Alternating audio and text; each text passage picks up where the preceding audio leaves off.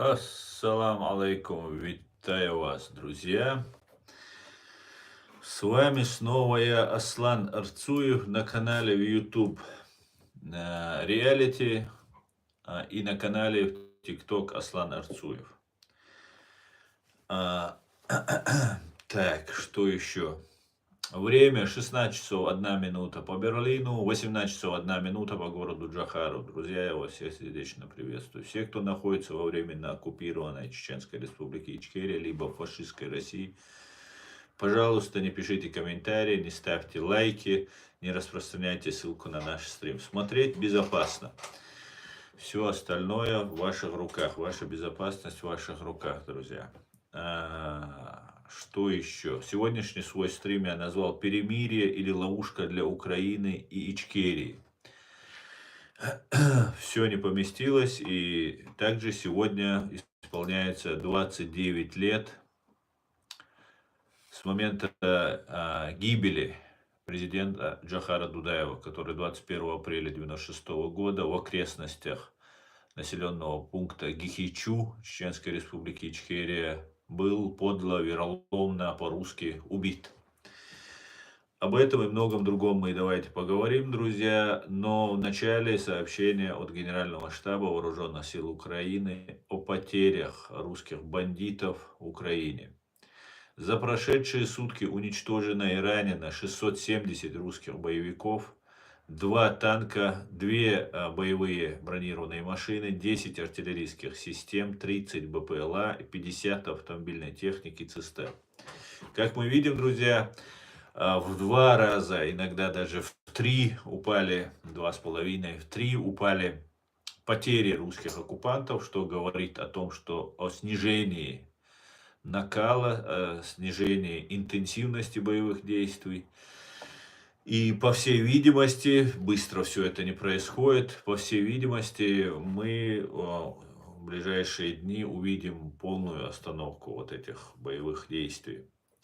Будем наблюдать, давайте будем наблюдать. Валейксалам, Мага Абдурахманович Умаров. Россия все время помогали нам на Северном Кавказе, неблагодарный, говорит. Это что за ублюдина такая? Ты что за такой, скажем так, под-русски, да? Что это значит в Северном Кавказе? Причем здесь Северный Кавказ? Что такое Северный Кавказ, да? Надо же так низко пасть, да? Надо же так низко пасть, да? Ну, не знаю, как она помогала Дагестану, но то, что нам она помогала только бомбами и фильтрационными концлагерями, точнее, и массовыми убийствами наших женщин и детей. А ты, ну, под-русски, то есть, вот тебе и цена, да, благодарный ты мой. Ой, сколько клоунов на земле, да он. Валейк салам, Осман, Машуэль, Масу, Машуэль. Так, друзья, а теперь о ситуации по поводу гибели Джохара Дудаева. Джохар Дудаев, первый президент Чеченской Республики Ичкерия, погиб 21 апреля 1996 года в окрестностях населенного пункта Гихичу Чеченской Республики Ичкерия. Его смерть стала результатом подлой, вероломной, фашистской, русской операции русских в ходе Первой русско-чеченской войны. Российские спецслужбы давно преследовали Джохара Дудаева, и согласно версии, которая является официальной чеченской стороны, с нашей стороны, Джохар Дудаев был убит в результате ракетного удара, нанесенного с российского самолета, предположительно Су-25 или Су-35. Удар был осуществлен 2 самонаводящимися ракетами с лазерной головкой самонаведения, которые зафиксировали сигнал спутникового телефона Дудаева. Также мы должны понимать, что этот телефон спутниковый Джохару Дудаеву передали его турецкие друзья. по которому и была наведена эта ракета. Распространялся слух, такая информация, которую распространяет русскоязычное турецкое издание, специализирующееся на Чеченской Республике Ичкерия и Кавказе, «Кавказ-центр», которые распространяли версию, на мой взгляд, лживую, чтобы отвести от себя подозрения, скорее всего, о том, что американцы навели ракету русскую, и таким образом американцы убили Джохара Дудаева. Полностью исключать никакие версии мы не можем, так как мы не имеем никакой информации насчет этого, кроме той, которую распространяют лживый Кавказ-центр, про турецкий Кавказ-центр, ну и про русский одновременно. В последнее время это практически уже стало для чеченцев одно и то же. Кроме этой информации у нас нет, но если бы американцы стояли бы за убийством Джохара Дудаева, то после того, как сбежал в Америку основатель и тот, кто, точнее не основатель, тот, кто сливал информацию, да, как же его звали, по теме вот Wikileaks, помните? И там, как это сказал Гарри, по-моему, у меня в эфире, что если бы было бы убийство Джохара Дудаева американцами спланировано, то об этом обязательно в секретных документах где-то произошла бы утечка. Ну, это как на правах версии, что американцы не причастны к этому. Я думаю, я убежден, что американцы не причастны к этому, но нужно понимать, что американцам, ну, до нас было, ну, поскольку дело, поскольку. Где-то там, где это занимается один из членов НАТО, Турция занимается этим вопросом, и американцы сквозь пальцы, скажем так, или засучив, или не засучив рукава, вот так к этой теме относились. Я вам сегодня хочу показать один важный документ, который вам очень понравится, друзья, который не очень привлекает внимание. Что это такое?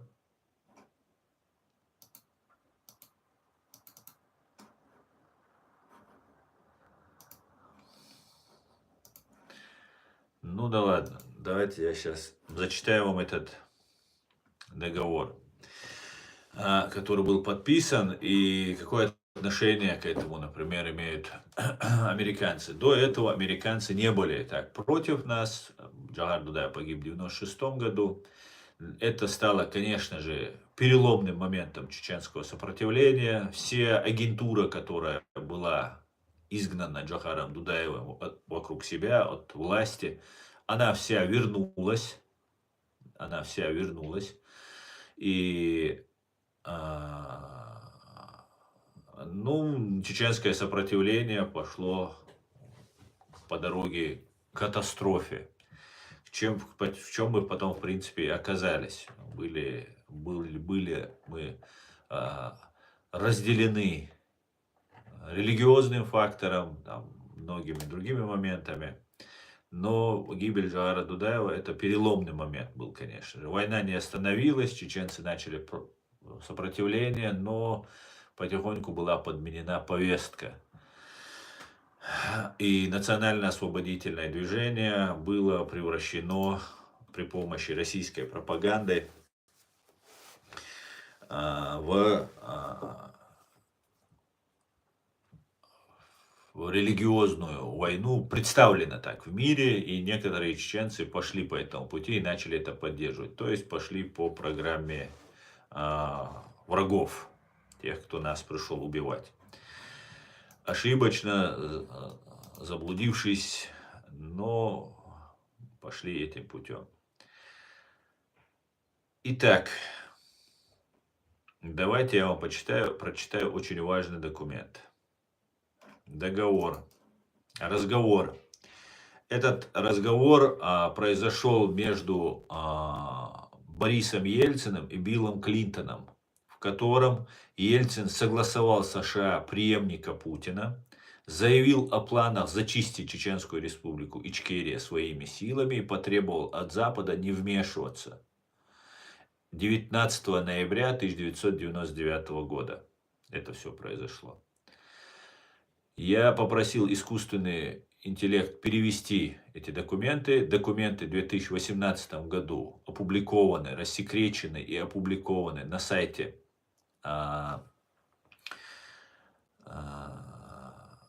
американского президента. И вот что мы получили. Перевод точный, как я полагаю, и вот вывод небольшой от искусственного интеллекта, когда я попросил его, ну-ка, объяснить, что это за документ, о чем там речь. Этот разговор, сказал мне искусственный интеллект, наглядный памятник зарождения путинского авторитаризма как совместного проекта Ельцина и Запада. Все последующие десятилетия это соглашение по сути определило ход истории региона. От 2 войн в Чечне до глобального противостояния России с Западом уже в путинскую эпоху. А теперь все внимание. Я буду читать полностью этот документ, чтобы было понятно. Он у меня опубликован и на YouTube-канале Reality в разделе сообщества записи, и в Facebook, и в X. Везде я его опубликовал на своих платформах.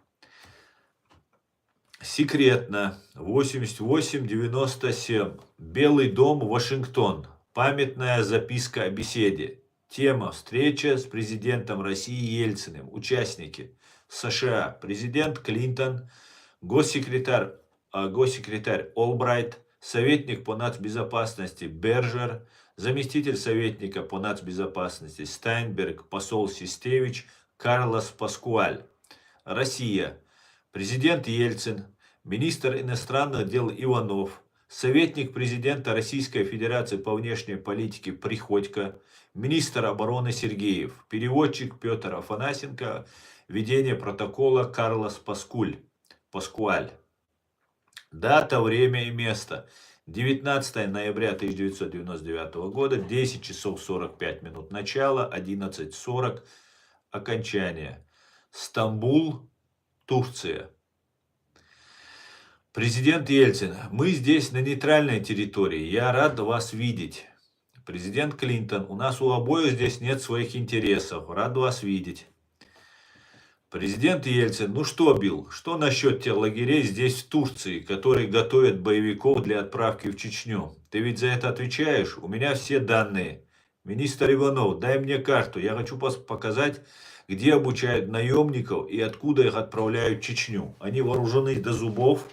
Примечание: Ельцин достает карту Турции и передает ее по кругу. Билл, это твоя вина. Я вчера сказал Демирелю, что завтра пришлю сюда главу СВР, и мы покажем ему, где эти лагеря находятся. Это не государственные лагеря. Их финансируют НПО и религиозные организации. Ну скажу тебе, если бы такое было в России, я бы всех выгнал, а этих бандитов на электрический стул. Президент Клинтон: возможно, Демирель мог бы вам помочь.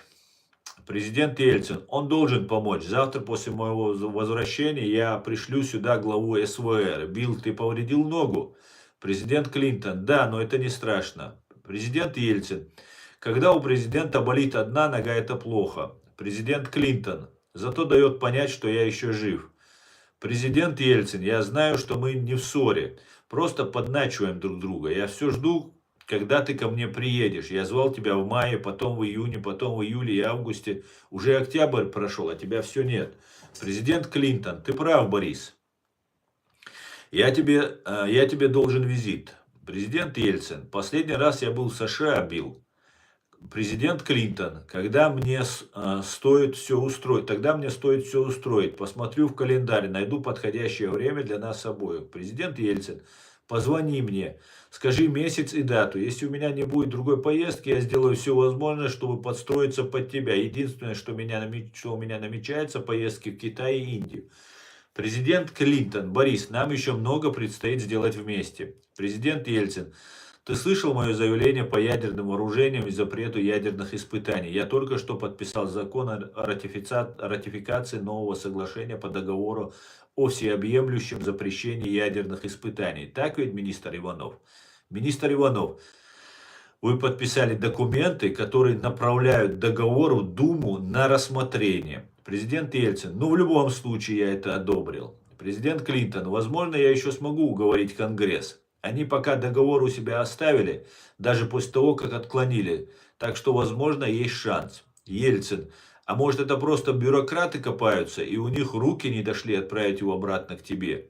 Меня расстраивает, что ты подписал закон о пересмотре договора по ПРО. Клинтон: я такого закона не подписывал. В Конгрессе много кто не любит договор про ПРО. Если бы дело было бы за ними, мы бы его подорвали. И я же стараюсь его сохранить.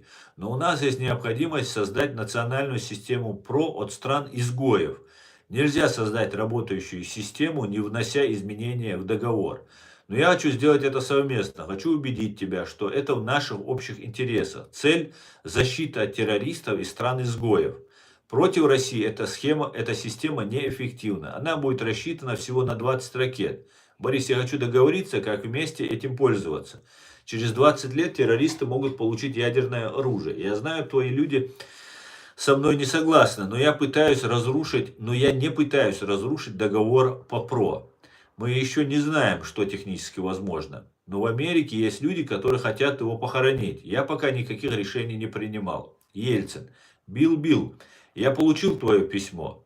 Там все подробно расписано. Я его прочитал, и оно меня удовлетворило. Я все еще верю в тебя. Прошу у тебя об одном. Отдай Европу России. США не в Европе. Пусть Европа будет делом европейцев. Россия наполовину европейская, наполовину азиатская страна. Клинтон: так ты хочешь еще и Азию? Конечно, Билл. Ельцин: конечно, Билл, рано или поздно нам придется обо всем договориться. Клинтон: думаю, европейцам это не слишком понравится. Ельцин: не всем, но я европеец, я живу в Москве, а Москва — это Европа, и мне это нравится. Все остальные страны можешь забрать себе и обеспечивать их безопасность. А я заберу Европу и буду обеспечивать безопасность там. Но не я, Россия. Мы закончим этот конфликт в Чечне. Я в речи еще не все сказал. Я внимательно тебя слушал. Даже специально перед этим отдохнул. Потом слушал тебя от начала до конца. Могу даже повторить, что ты сказал. Билл, я серьезно. Отдай Европу самой Европе. Сейчас Европа никогда еще не была так близка к России. У нас с Европой нет разногласий, кроме, может, Афганистана и Пакистана, которые, кстати, готовят чеченцев. Это бандиты, головорезы, убийцы. Они насилуют американских женщин. Интересное наблюдение. Отрезают уши. Это то самое делали русские с нами. Отрезают уши и другие части тела у заложников. Ну, свои методы нам Ельцин рассказывает. Мы боремся с такими террористами. Не надо обвинять Россию, что мы с ними чересчур суровы. Здесь только два варианта. Либо уничтожить, либо судить. Третьего нет. Ну или судить и дать им по 20-25 лет. И так аккуратно, невзначай, Ельцин подменяет с собой еще и суд. Ну, мы все знаем, я точно знаю это, как бывший адвокат фашистской России, что судебной системы в России не существует. Это продолжение ФСБ. Сколько американцев, французов, британцев и немцев я освободил, которые там в Чечне под эгидой ОБСЕ? А чеченцев ведь не признают язык ОБСЕ. Вот мой министр обороны. Встань, вы в Гудермесе не потеряли ни одного солдата. Мы не потеряли ни одного солдата в Гудермесе. Ельцин, министр Сергеев, говорит: мы не потеряли ни одного солдата в Гудермесе. Не потеряли русские ни одного солдата в Гудермесе, потому что Гудермес обороняли братья Ямадаевы, которые якобы были за нас, но были агентами ГРУ. И они без боя вывели все наши военные вооруженные отряды и без боя сдали. То есть обманом они, вероломством, подлостью и предательством. Они без боя взяли Гудермес. Вот об этом рассказывает нам Ельцин и министр Сергеев. Ельцин, видишь, Гудермес зачистили без потерь среди военных и гражданских. Уничтожили 200 бандитов. Это ложь про 200 бандитов. Министр обороны действует по моему плану. Он делает это грамотно. Солдаты просят только об одном: не останавливать операцию. Я им пообещал, каждому солдату, маршалу, генералу, что доведут операцию до конца. Этих чеченцев мы взяли под замок. Ключ у нас. Они не могут ни войти, ни выйти. Ну, может, через Грузию это ошибка Шеварднадзе, или через Азербайджан это ошибка Алиева. Они все перевозят под видом ислама. Мы за свободу религии, но не за фундаменталистский ислам. Это экстремисты, враги и вам, и нам. У России достаточно сил, чтобы защитить всю Европу, включая тех, у кого ракеты. Мы заключим все необходимые договоры с Китаем. Ядерное оружие Индии мы не дадим. Если дадим подводные лодки, только обычные, не ядерные. Ты тоже к этому движешься. Я вот думаю над твоим предложением, точнее над тем, что твои военные делают по сбору расщепляющих материалов, особенно плутония. Надо от этого избавляться. Как только он где-то появляется, все сразу начинают думать, как из него бомбу сделать. Кстати говоря, немножко отвлекаясь, можно напомнить, что стало в Лондоне, в гостинице «Миллениум», где пили чай Литвиненко, Луговой и Ковтун. Кстати говоря, как раз о плутонии и шла речь радиоактивном. Россия знает, как с этим обращаться. Если Иванов останется, он ратифицирует договор о всеобъемлющем запрещении ядерных испытаний. Я под этим подпишусь. Но вот с одним пунктом в уставе ООН я согласиться не могу, что под видом гуманитарных целей одно государство может вмешиваться в дела другого. Советник по национальной безопасности Бержер. Господин президент, в уставе такого пункта нет. Госсекретарь Олбрайт. Верно, там сказано, что внутренние дела одного государства могут затрагивать интересы соседей. Президент Ельцин. Россия согласна вывести имущество и технику из Грузии в соответствии с новым договором об обычных вооруженных силах в Европе до все. У меня есть заявление по этому поводу. Обращаюсь к Иванову. Да, его Биллу. Я его сегодня подписал. Хотя, если честно, вчера ночью я люблю работать допоздна. Клинтон, я тоже. Ельцин, я знаю, ты любишь работать ночью, Билл. Когда ты мне звонишь, я смотрю на часы и говорю себе, сейчас 4 утра, он звонит. Это позволяет почистить мозги и становиться легче. Я тебя не критикую, Билл. Президент должен работать. Клинтон, значит, мы договорились подо все? Ельцин, да. Клинтон, это очень важно. Мы уже 7 лет над этим работаем. Ельцин, верно. Послушай, Иванов потерял заявление у себя в сумке. Он не может найти бумагу в собственной сумке. Что касается устава, нам нужно пересмотреть все с самого начала. Устав готов. Однако, когда государство начинает увязывать устав с финальной декларацией, в которой формулировки неприемлемые для нас, тогда мы скажем нет. И ответственность за это полностью ляжет на Запад. Смотрит на Иванова. Дай-ка это сюда. Все написано на бумаге, Билл. Я готов это подписать. Это декларация о том, о чем мы говорим. Госсекретарь Олбрайт. Некоторые страны хотят зафиксировать в декларации вашу готовность принять миссию ОБСЕ. Только что Ельцин говорил о том, что он спасает ОБСЕ и так далее, что тоже наглая ложь. Они убивали Красный Крест, представителей Красного Креста, они убивали новозеландцев и англичанина, и они же совершали акции против ОБСЕ. И вот тут Олбрайт говорит, некоторые страны хотят зафиксировать в декларации вашу готовность принять миссию ОБСЕ. Это начало Второй войны, после взрывов Путиным, Патрушевым под руководством президентства Ельцина, взрывов своих же домов, там другие теракты и нападения, вторая агрессия против Чеченской Республики Ичкерия, военная, широкомасштабная. А так, 5-я агрессия военная против Чеченской Республики произошла в 1999 году, совершенная Россией. Нет ни в коем случае, еще раз, Некоторые страны хотят зафиксировать в декларации вашу готовность принять миссию ОБСЕ, говорит Олбрайт. Ельцин: нет, ни в коем случае. Мы сами доведем это до конца своими силами. Чечня — это внутреннее дело России. Мы сами должны решать, что делать. После того, как мы зачистили Гудермес, мусульманский муфти пришел и попросил о помощи. Он сказал: я ненавижу Басаева, его нужно запретить. Вот таких лидеров мы и будем выдвигать. И все это тщательно обдумал. Кстати говоря, нужно понимать, что Билл Клинтон, против которого Джохар Дудаев объявил о том, что наши правоохранительные органы возбудили уголовное дело по факту какого-то преступления Билла Клинтона еще в 95-96 году до своей гибели. Здесь же упоминается Шамиль Басаев. Через какое-то время Шамиль Басаев американцами был внесен в список как бы нежелательных там или террористов и так далее, и так далее.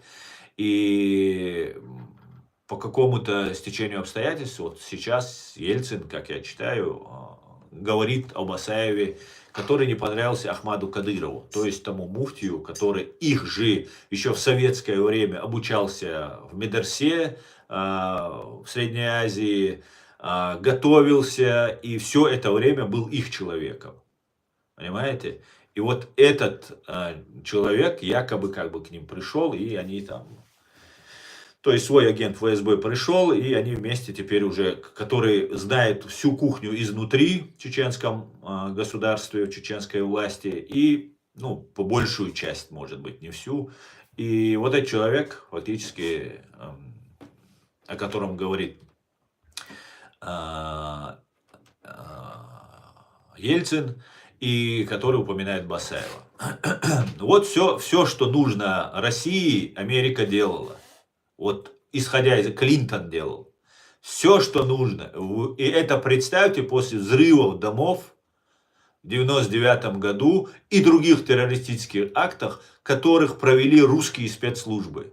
Патрушев, который взял на себя ответственность после того, как его террористы были задержаны в Рязани при попытке подрыва 5-го дома. Другие были теракты, огромное количество других терактов было. Были теракты, где, например, мост через Яузу, через реку Яузу в Москве, где проезжает электричка, метро, там при попытке закладки бомбы подорвался офицер ФСБ. И тоже стало известно о том, что эти взрывы делают ФСБшники. Но это все потихоньку заминалось. Вроде это бандиты были там и так далее, и так далее.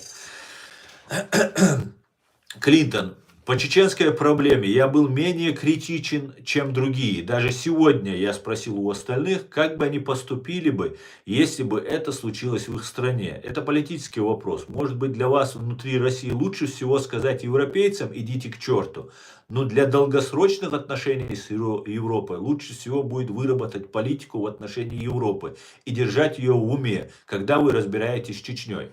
То есть гарант, лидер мира, свободного мира, демократического мира, отстаивающий интересы прав человека во всем мире, который финансирует миллиардные проекты для поддержания прав человека во всем мире, президент Соединенных Штатов Америки Билл Клинтон не говорит о том, что чеченцев уничтожают и идет геноцид, объявив после взрывов своих же домов русскими, объявив нас террористами. Он говорит о том, что если вы хотите хорошие отношения с европейцами, то не говорите им идите к черту, а попробуйте учитывать их интересы и их мнение о геноциде чеченского народа. Вы понимаете, что происходит?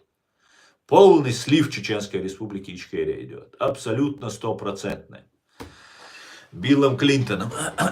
И потом уже дальше и Джорджем Бушем младшим, который вместе с Шамановым фотографируется у Шаманова на груди звезда героя. Так, чтобы для истории это было понятно.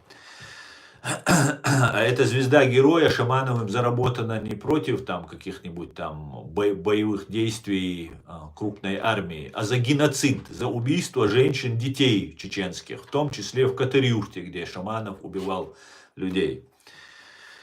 Вот такая вот получается картина. Но это еще не все. Почти все, но не все. Так, Ельцин резко встает. Билл, встреча закончена. Мы договорились на 20 минут, а прошло уже 35.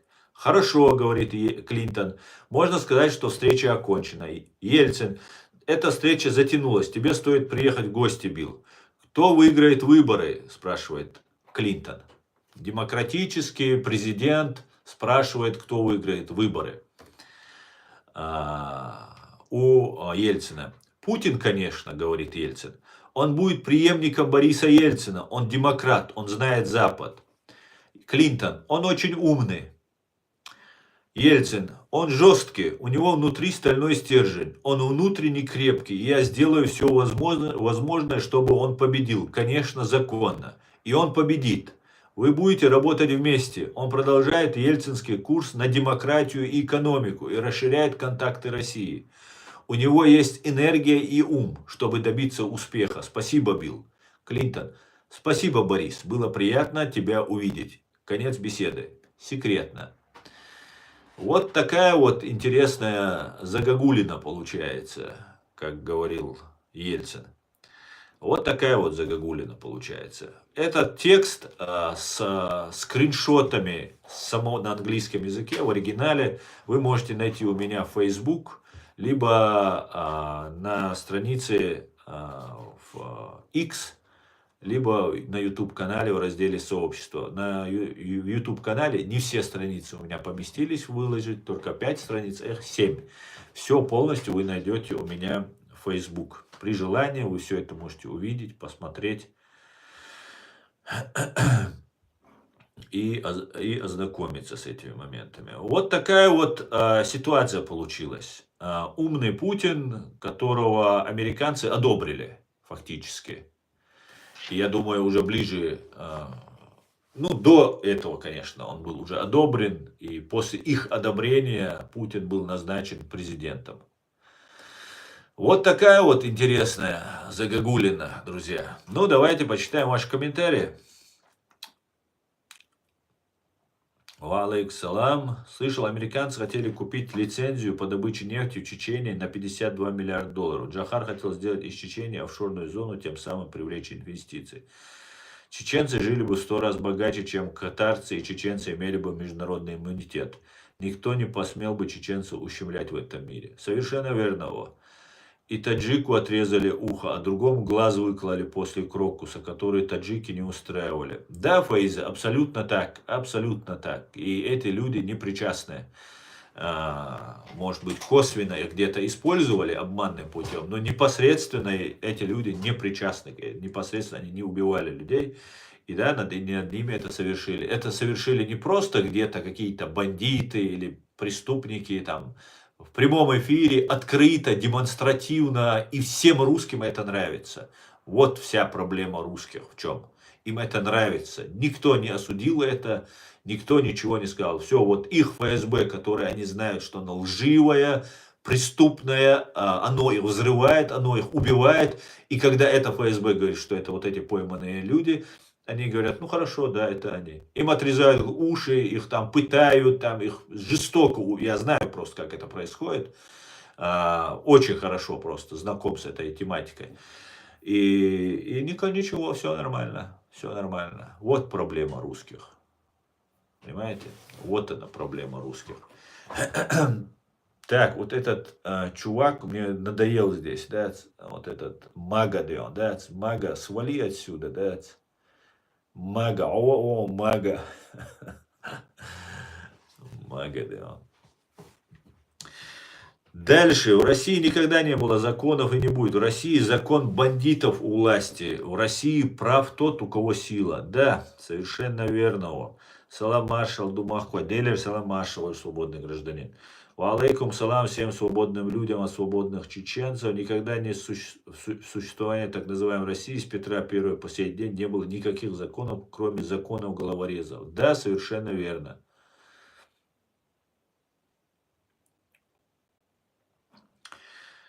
Если бы не Америка, Россия давно бы не существовала бы. Да, к сожалению, это правда.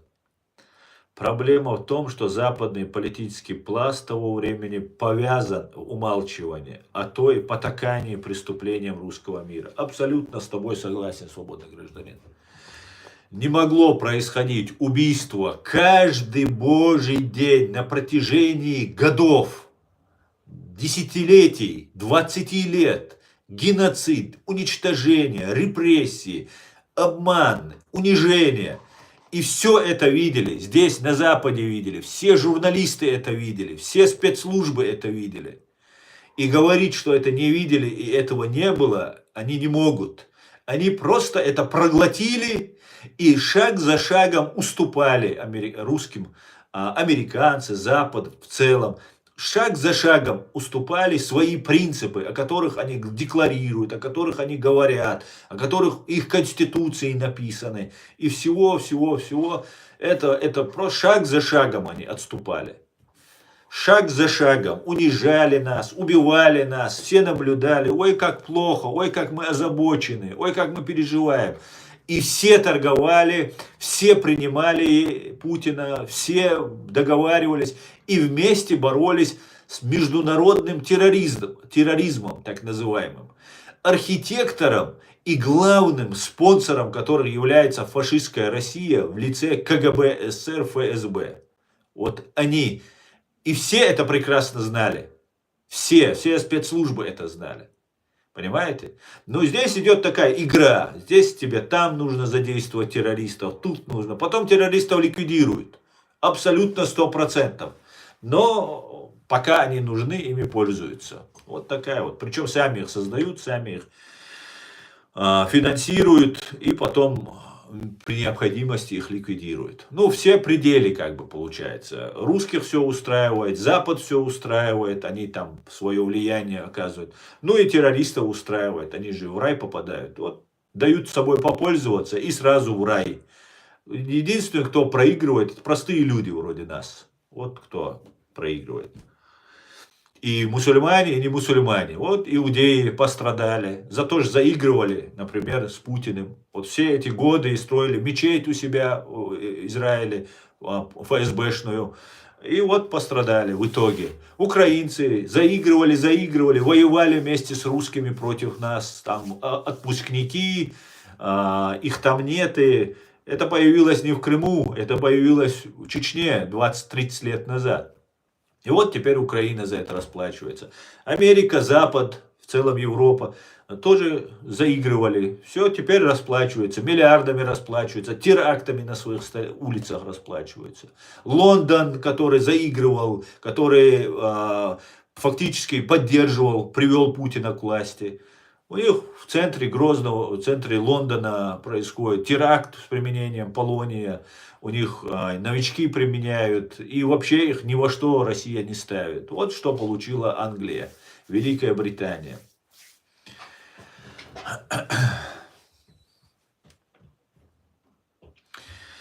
Дальше поехали.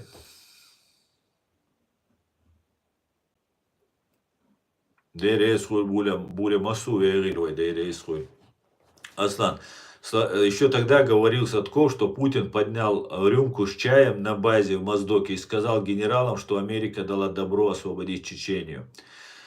Ну, Сладкову, конечно, верить тоже особо нельзя, но исходя из этого документа, который я вам прочитал, который висит на сайте президента Соединенных Штатов Америки, из рассекреченных архивов документов от 2018 года, да, Америка дала добро. Но есть масса еще нужно, говоря всю эту правду, обязательно нужно сказать, что когда погиб Джохар Дудаев и к власти пришел Аслан Масхадов, которого поддерживала Россия и которая считала, что это самый приемлемый их кандидат в президенты Чеченской Республики Ичкерия, который дал себя обмануть и втянуть нас в новую войну, да, вместо того, чтобы договариваться, заключать договор с США, с Западом. Аслан Масхадов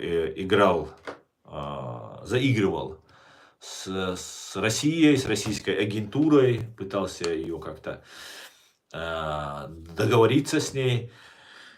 Одновременно с этим другой человек, он и Аслан Масхадов, президент, заметьте, после убийство 120 тысяч наших граждан и разрушенной всей страны, убийство президента, многих наших лидеров. После первой русско-чеченской войны президент Масхадов сказал на одном своем заседании, как говорит Хусейн Исханов, и там присутствовали западные журналисты в том числе, он сказал, что Америка в 100 или в 1000 раз хуже для нас, чем Россия. Обратите внимание, это 120 тысяч ваших граждан убила Россия, а хуже Америка. И поставки зерна, гуманитарной помощи, которую нам Америка пыталась оказывать, к сожалению, через Москву, было приостановлено. Часть, что отгрузили, отдали, остальное приостановили. Это нужно нам сказать политической дальнозоркости и мудрости нашего президента. Хотя он, конечно же, не был предателем и прошел свой путь до конца.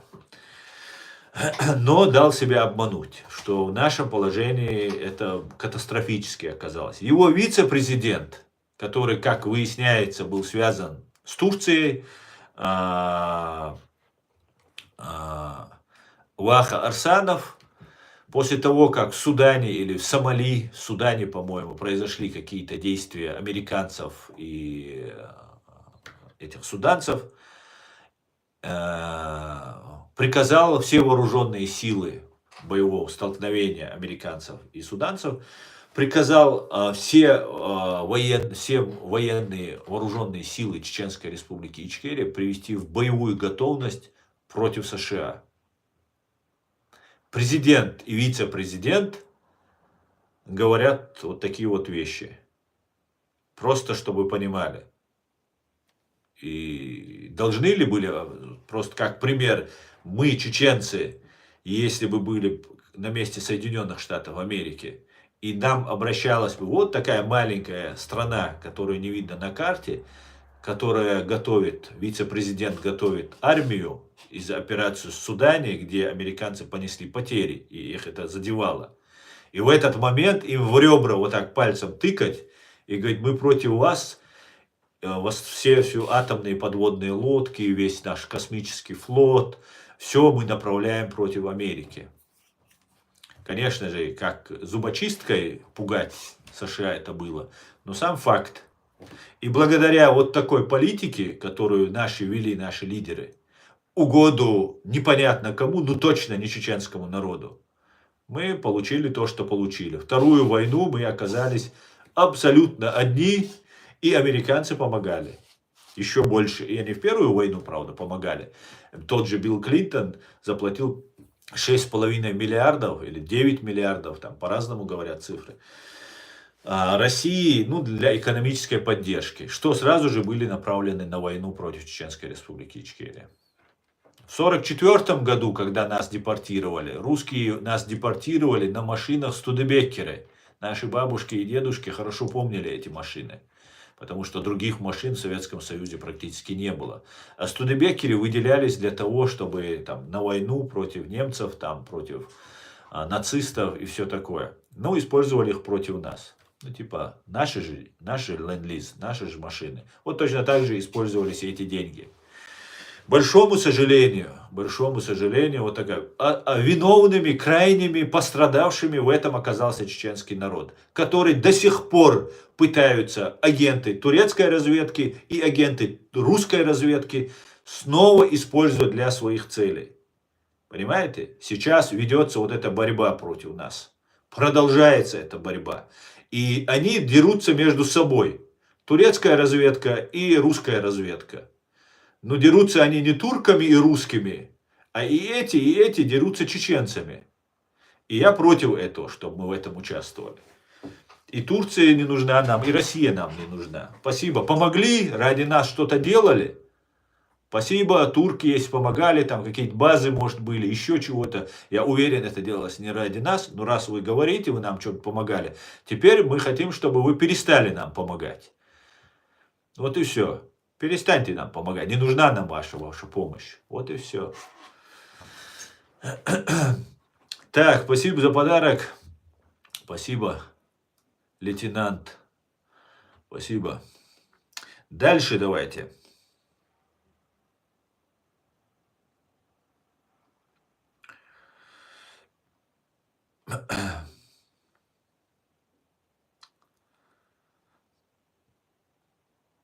Алейкум, друзья, всех приветствую. Я не злорадствую, но карма великая вещь. Каждый пожнет то, что посеет. Настало время жатвы. Людоед окреп и хочет крови.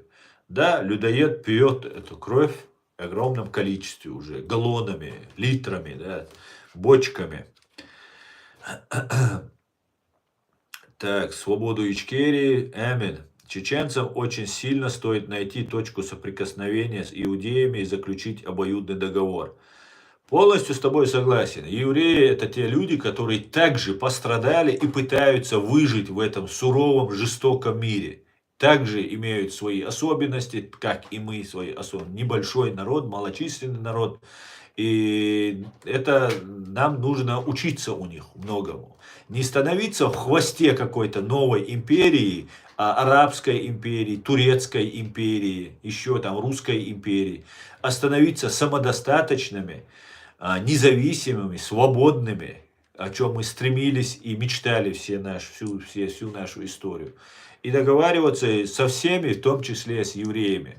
Абсолютно с тобой согласен.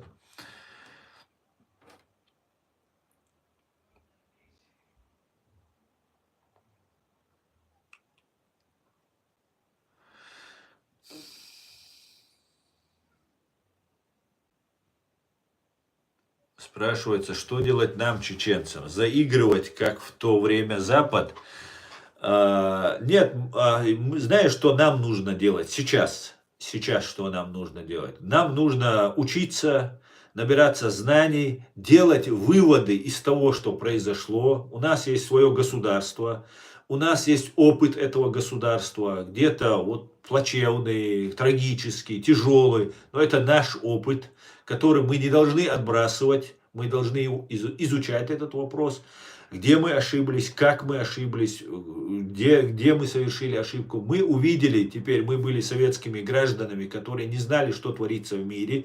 Мы были изолированы информационно от внешнего мира. И в том числе не только советской вот этой системой, но еще и ограниченным знанием языков. Потому что мы знали только свой язык и оккупационный язык. Оккупация, русские, они нам фильтровали информацию и подсовывали нам только то, что они считали нужным. Не только нам, чеченцам, но и своим русским то же самое. Это была пропаганда. Мы были, так сказать, не учеными в этой области, и мы на многое повелись и во многом ошиблись. Зная, что мы в этом смысле не образованы, западные участники этого процесса, в первую очередь Турция, которую тоже отношу к Западу, воспользовались нами, просто использовали нас и продолжают это делать до сих пор, понимаете? До сих пор после геноцида, истребления всего, они продолжают сейчас пытаться нас использовать. Вот, понимаете? Поэтому мне придется разоблачать то, что делает Турция, то, что делают вот эти люди, вот все, что касается чеченской темы.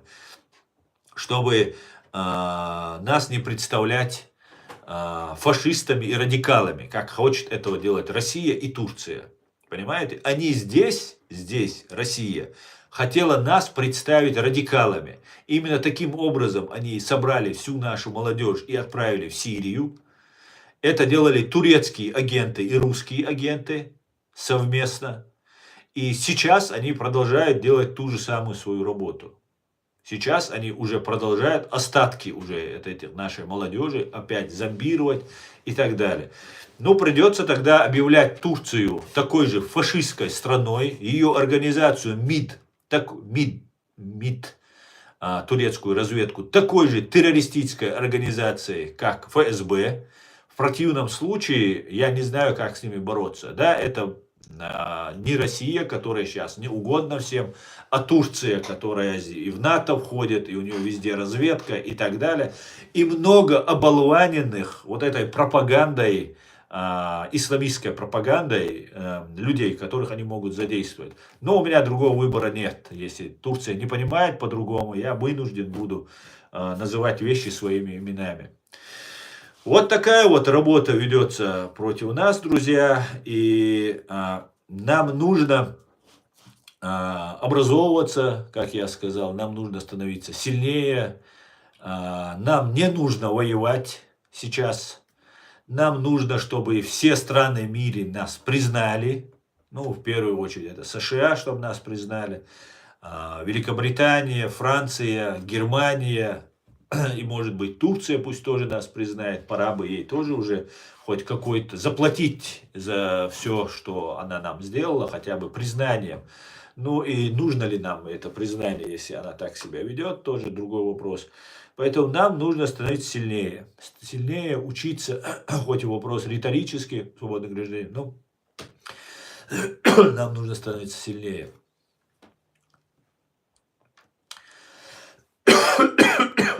Вообще это логично, они все зашли в Сирию через Турцию. Более того, Билал, ФСБшники и другие агенты получали документы, их довозили до границы ФСБшники Турции, до границы с Турцией, передавали их в турецкую сторону, и Турция спокойно им разрешала заходить в Сирию. Понимаете? Внутри здесь, в Европе, действовали турецкие агенты вместе с русскими агентами, которые якобы занимались борьбой с международным терроризмом, и чеченцев, которых болела душа за своих бойцов, которые находились в горах, а тогда находились еще там люди. В 2007 году Дока объявил Имарат Кавказ, были большие потери, но все равно была надежда. Все чеченцы ждали чуда. Чудо, откуда-то придет помощь, вопиющую несправедливость нельзя вот так оставить. И вся чеченская молодежь на что-то рассчитывала. И в этот момент, когда началась война в Сирии, я просто очень хорошо помню этот момент.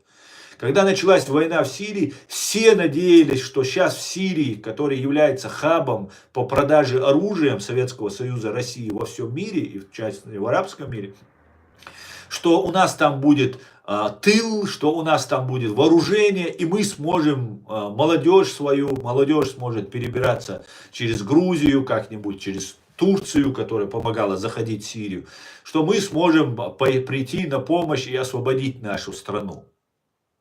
Но это был большущий обман, который вместе с Россией и Турцией был задеян. Они как бы боролись с террористами. То есть вот со мной они боролись. Вот я мусульманин, все, значит я террорист. Понимаете? По классификации России и Турции и всех остальных. Понимаете? Вот как это все работает.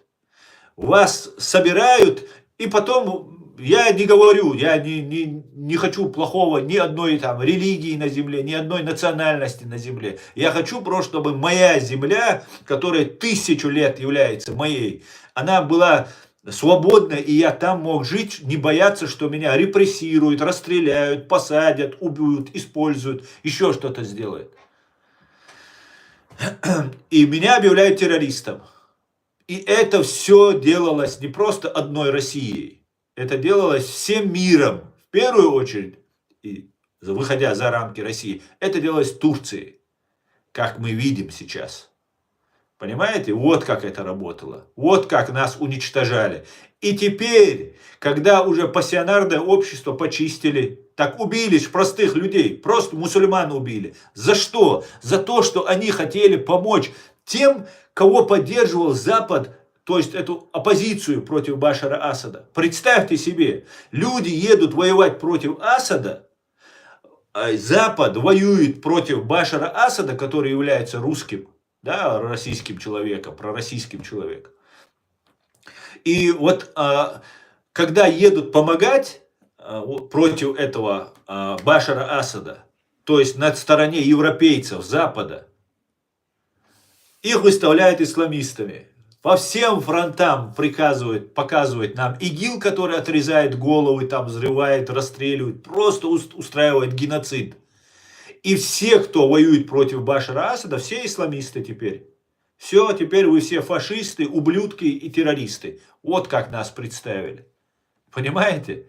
Вот как это работает. И сейчас нас начинают опять раскручивать на то, что мы должны сейчас встать, помочь. Кому помочь? Анкаре помочь? Константинополю помочь? Кому мы должны помочь? Может, вы нам поможете, а? Вы уже надоели уже просто использовать. Пошли вы все к чертовой матери. Может, вы нам поможете, может, когда нас истребляют, может, когда нас там раздевают, на бутылки сажают, сжигают, уничтожают массово ваше ФСБ, ваши коллеги из ФСБ, с которыми вы очень тесно сотрудничаете. Может, вы обратите на это внимание, может, вы об этом начнете говорить. Может, вы обратите внимание, что чеченский народ избрал себе президента, правительство, конституцию, принял декларацию в 90-м году и выбрал путь на свободу, как все страны, как Украина. Почему Украине все помогают, а Чеченскую республику уничтожают? Путин мало вам заплатил? Или у чеченцев забрать нечего было? В чем проблема? Просто не могу понять. Или вам просто доставляет удовольствие уничтожение чеченского народа? В чем? Я не могу понять. А сейчас нам рассказывают, что там какая-то там Турция нам сейчас поможет, Турция сейчас там делает. Все, активизировались. Обратите внимание, активизировались. Не было. Вот я 10 лет, 11 лет нахожусь в Европе.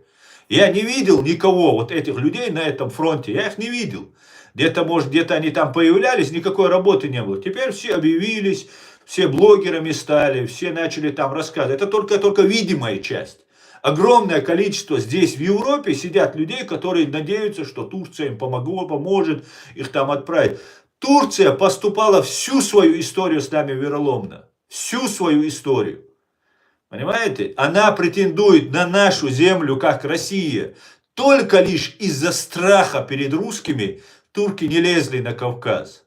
Всю свою историю они пытались с русскими бодаться, и русские почти всегда поставили их на место.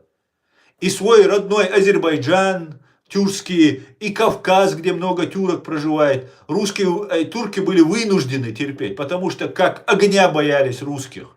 А теперь русские уходят, и теперь турки начали здесь хвост распускать. Мы теперь там главные. Нет, вы не главные, турки. Мы на своей земле главные. Понимаете? Мы главные. Понимаете? Мы будем главными на своей земле. Нас можно убить, нас можно изгнать, посадить нас можно. Но заставить нас сдаться невозможно. Покорить невозможно. Именно поэтому под видом там чеченских бойцов пытаются нам сейчас показывать, что вот там Турция что-то делает. Ничего не делает. Турция и все, что сейчас запустилось, это нужно для того, чтобы дестабилизировать Кавказ. Не для того, чтобы чеченцы получили свободу, а для дестабилизации Кавказа. Меня это не устраивает. Если бы Турция заботилась бы о нас и имела бы к нам уважительные отношения, она бы заключала договор с нашим президиумом правительства в лице Аяда Идигова, Аллы Дудаева и других, кто ходит туда. Она бы этим занималась бы, а не вероломностью, которой она занимается сейчас. Теперь главный враг Кадыров. Ни ГРУ, ни ФСБ. ГРУ, ФСБ это коллеги МИД украинской, турецкой разведки. Это их коллеги, их друзья, их собутыльники. Но чеченцы должны остаться снова в лапах империи. Нет, этого не будет. Никогда этого не будет. Никогда чеченцы не смирятся с этим. Да? Всегда мы, чеченцы, будем сопротивляться. Понимаете? Мы самодостаточные, свободные люди. И так наши земли в 10 раз уменьшены, которые сейчас находится Чеченская республика. В каких границах находится Чеченская республика Ичкерия. Поэтому вам придется с нами считаться. Если вы боялись русских, которых мы не боялись, вам придется и с нами считаться. Понимаете? Убить вы, конечно, можете всех нас, да? Но это не значит, что вы можете нас покорить. Понимаете? Правда, рано или поздно она выйдет наружу. И мы никогда не будем частью Турции. Понимаете? В хвосте каком-то.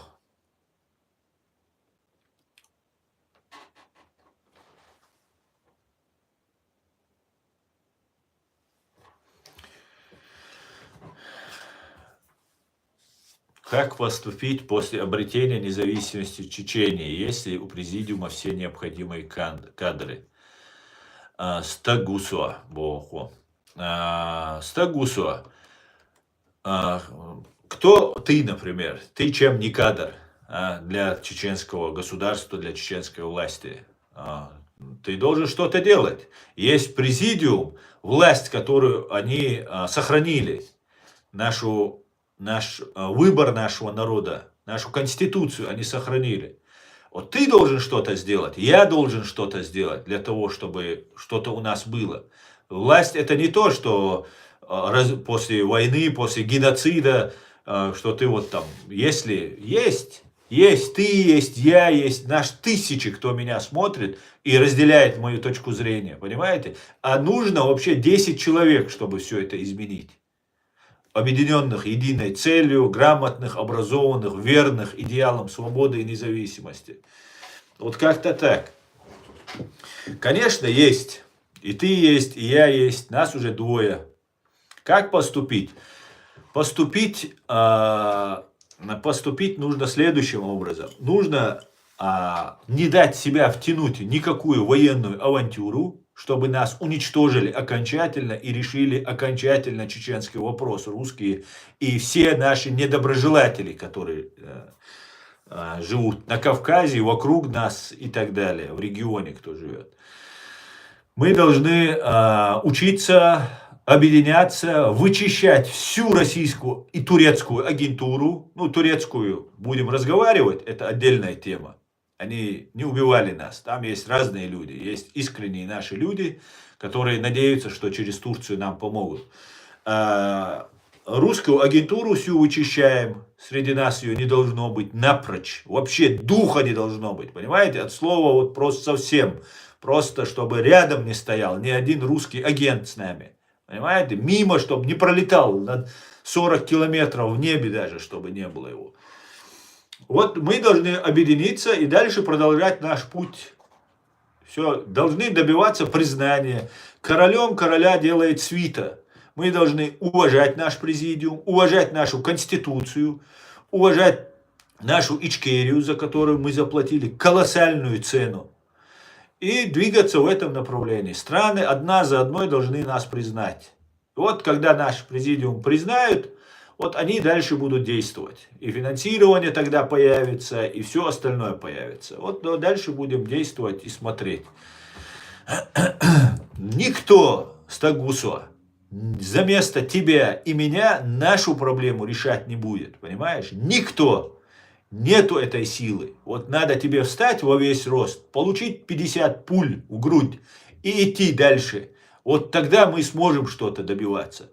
Здесь нету такого, что вот ты сидишь, тебе все приходит, за тебя все решают, а потом ты говоришь: о, классно, что-то нужно нам всем делать. И сейчас это время настало, что нам что-то нужно делать.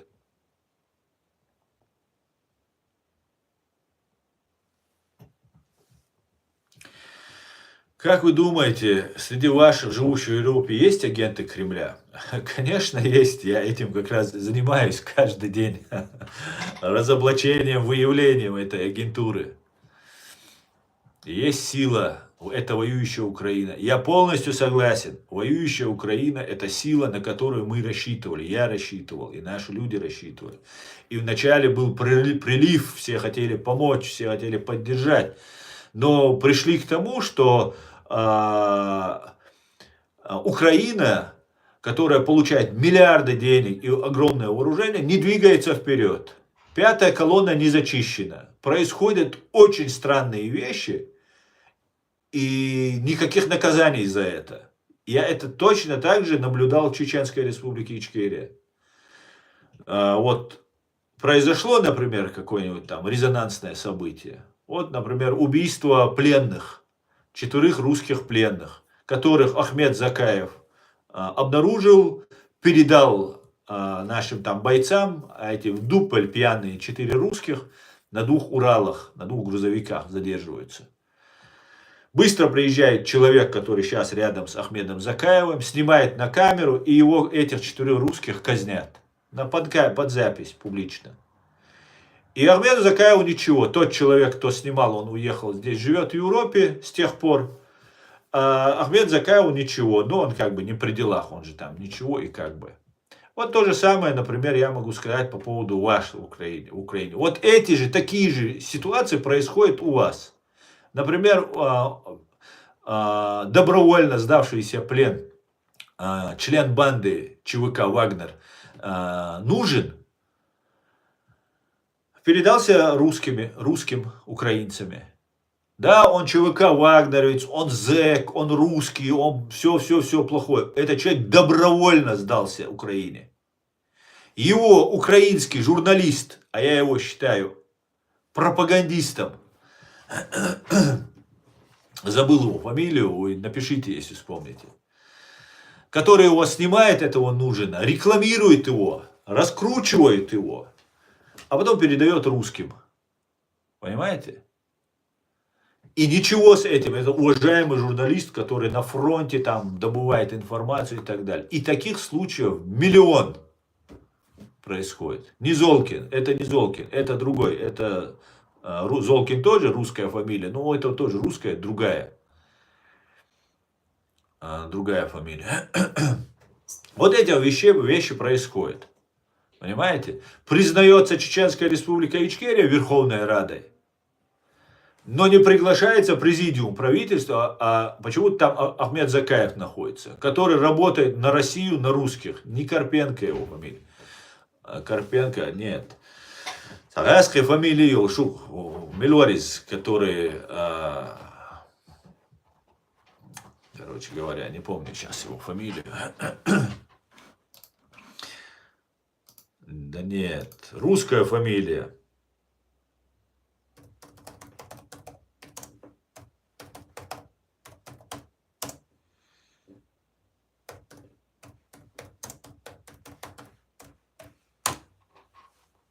Не фейки.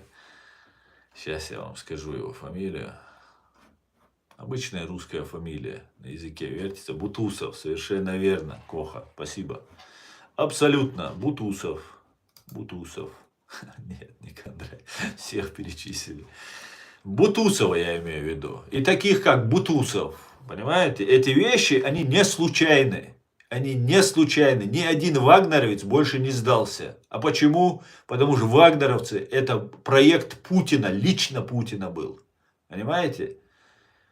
Вот что было, да. Это такие же ЧВК, как кадыровцы были. И поэтому кадыровцев забирают. Понимаете?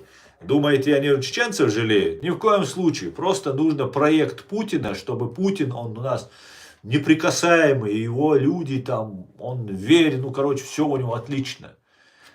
Вот что происходит. Точно так же произошло с чеченцем Киргизом Мусихановым. К нему приехали закаевский майор Джамбетов Хусейн, который сейчас пропагандистом в России работает, и Закаев приехали. И у Киргиза, имя такое чеченское, Киргиз Мусиханов, был передан России. И сейчас он в штурмовиках. Сейчас давно его не показывают. Может быть, уже бросили на какой-то мясной штурм. Отдали его Аптиелаудинову, Киргиза Мусиханова. И все чеченцы это увидели. До единого, понимаете? Все до единого чеченцы посмотрели, как добровольно сдался чеченец. Говорит: слава Украине, я добровольно сдался, ранен в ногу, все такое. И его передают. И теперь он штурмует украинцев. Вот и все. Вот как делается это. И дальше Закаев там находится. Джамбетов Хусейн уехал в Россию, живет там, занимается. И все это устраивает Украине. Нормально все. Так если вы по-настоящему боретесь, пригласите Аяда Идигова, наш президиум. Вот вокруг них соберутся настоящие, которые будут 100% сражаться, биться преданно, верно. А вы собрали там непонятных людей. Ну и вот такая ситуация. Ну, таких много вещей. Дальше пойдемте.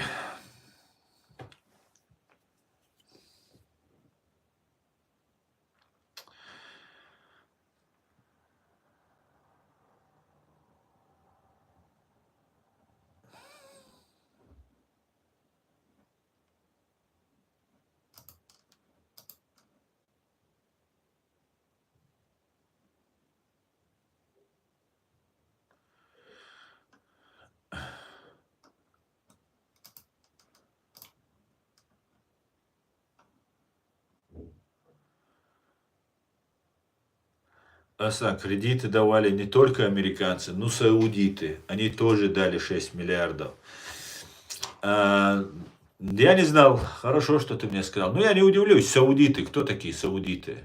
Саудиты. Ну, саудиты — это продолжение Запада. Американцы, если дадут, саудиты тоже дадут. Американцы скажут не давать, саудиты не дадут. По большей части так. Хотя саудиты и распространяли вот эту ваххабистскую идеологию, хотя сейчас от нее отказываются. Все, она уже изжила себя. Вот представьте себе, такие простые, весь мир, короче, этой пропагандой забили, а потом взяли и отказываются теперь от нее. Такие красавчики, да?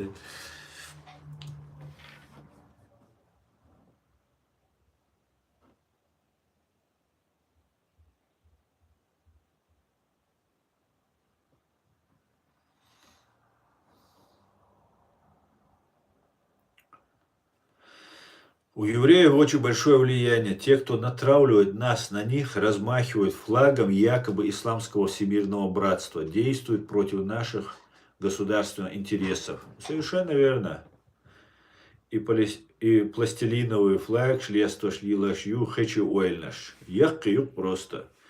У евреев очень большое влияние. Те, кто так натравливает, это уже было. Эти агенты с палестинскими флагами что-то не вспоминают о Чечении, убитых 300 тысяч чеченцев. Ну, у них нет задачи такой. Смотрите, это много раз говорилось, и еще раз скажу. Америка не воюет против мусульман. Вот конкретно против ислама, мусульман Америка не воюет. И никогда у нее не было этого. Вообще в ее в коде, ДНК-коде этого нет. А Китай воюет, Россия воюет именно против мусульман, против ислама как религии, против Корана, запрещает. В Америке живут мусульмане свободно. Америка нигде не убивает мусульман. Она воюет за свои интересы. Но почему-то Китай и Россия этих людей нисколько не смущает. А вот Америка его смущает. Да?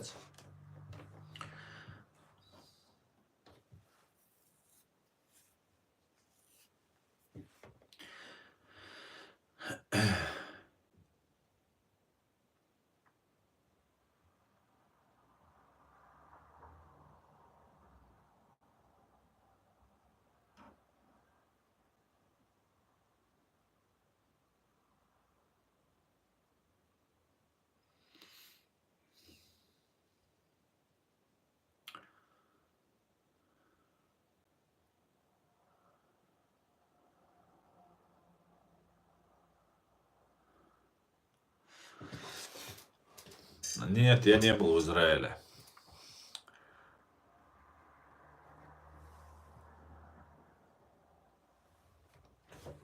Так, ассаламу алейкум. Алейкум, шеф. Вы были в Израиле? Нет, я в Израиле не был. Почему Америка хочет бомбить Иран?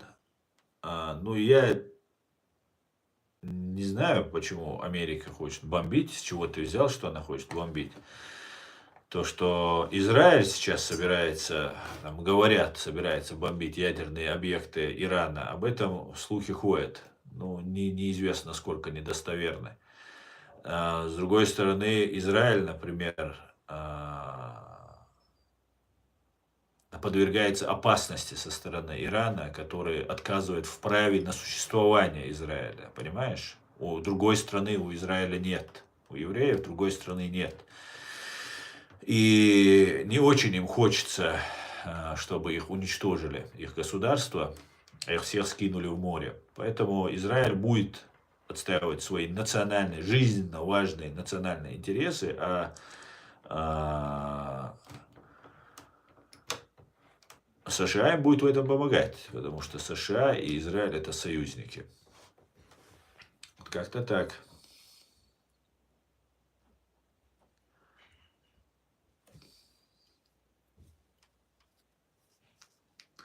Если кто специально Бог, что и свободный гражданин, автономии Турции — это хорошо. Ой, Турция, ты что? Сейчас русские будут пытаться, видя, что нам не нравится политика Турции, которую она вела, свою вероломную, двурушническую, вместе с русскими, кстати говоря. Теперь русские будут пытаться нас натравить на Турцию, друзья. Мы оказались в такой сложной дилемме. Мы не должны давать этим русским. Русские хуже, чем турки для нас, чтобы вы понимали. Если МИД, спецслужбы Турции и турецкие вот эти разные разведки продолжат такое же отношение к чеченцам, к чеченскому вопросу, которое у них было на протяжении последних 20 лет или последних 10-15 лет, то мы вынуждены будем про Турцию говорить, кто она есть. Но чтобы нам русские подсказывали, что мы должны, вот сюда зашел этот Вася, и нам рассказывает, что он нас пытается подначить и натравить на Турцию. Нет, русских мы не нуждаемся в советниках, понимаете? Ваша задача, русские, извиниться по-христианской, если кто-то из вас есть христианин, по христианской традиции стать на колени и просить прощения перед нами. И восстановить весь урон, который вы нам нанесли. И после этого, может быть, мы разрешим вам говорить в нашем присутствии и, может, даже будем опираться или пользоваться вашими советами. А так, за кораблем вашим, который на дне лежит.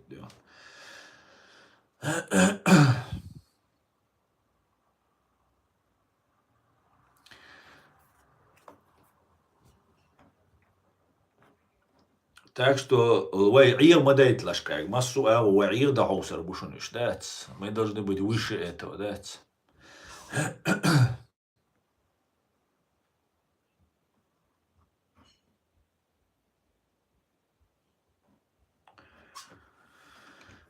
Так.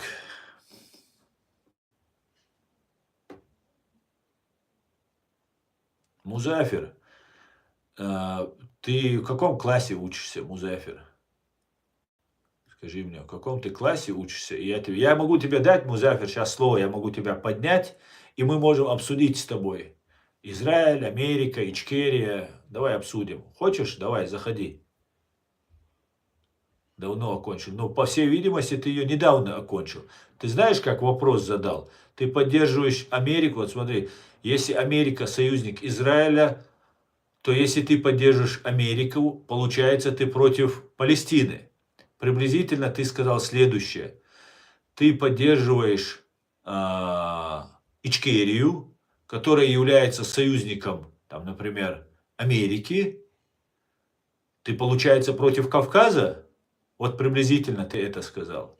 Ты знаешь, что Палестина, нет такого государства, нет такого народа, как нету кавказского государства или кавказского народа. В целом, да, мы кавказская нация.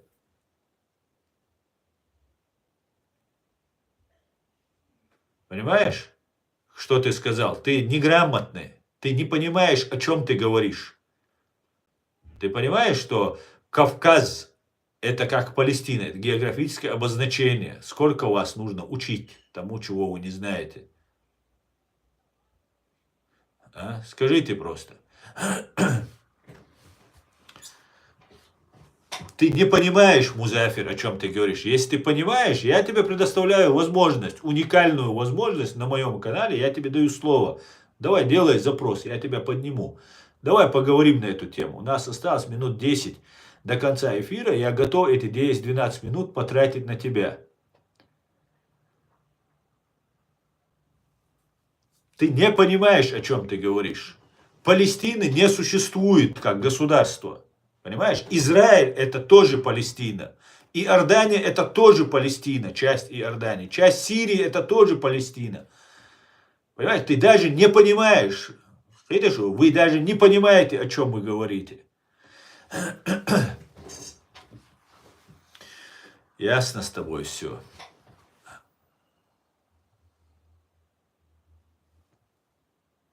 Ясно с тобой.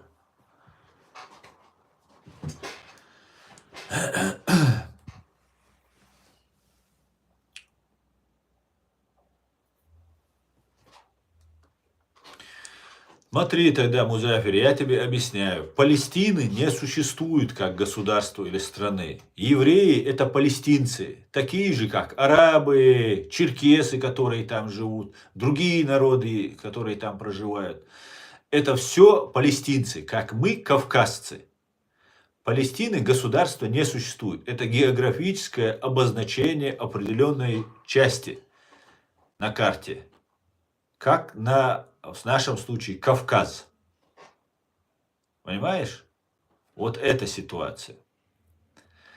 Во-вторых, ты меня спрашиваешь, загазу ли я вот этот...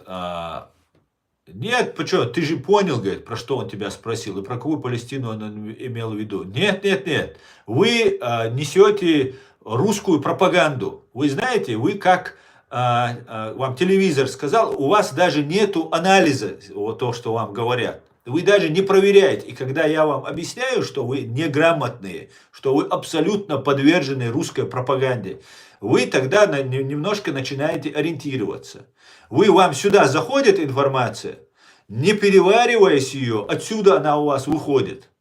Вы не анализируете. Вот ваша проблема. Такие, как вы, являются инструментами в руках русских и турецких спецслужб.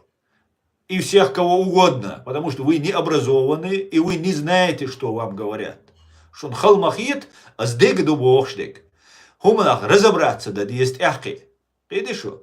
Сун просто лэр что ждать. Соч короче, бусалпса гусаль что ждать. Хай бусалп дин доуз диес, кудынянчур хал доуз диес. Ах, дети щуис.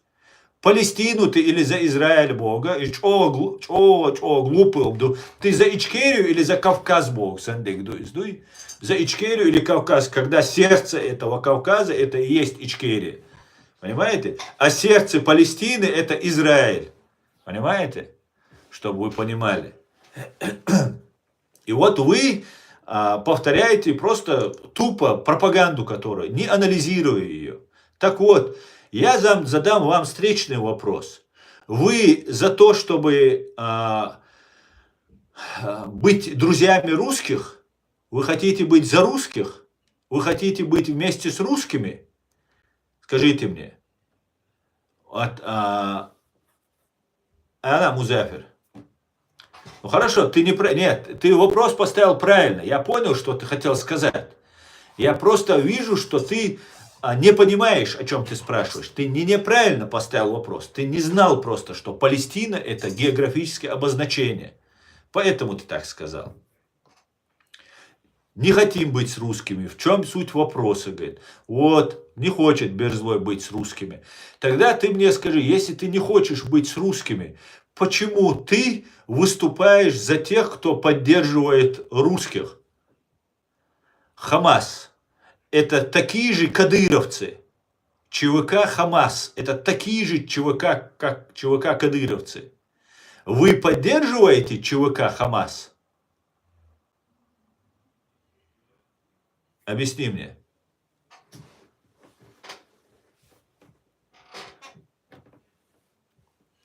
Давайте следующий вопрос. Давай, отвечай на вопрос.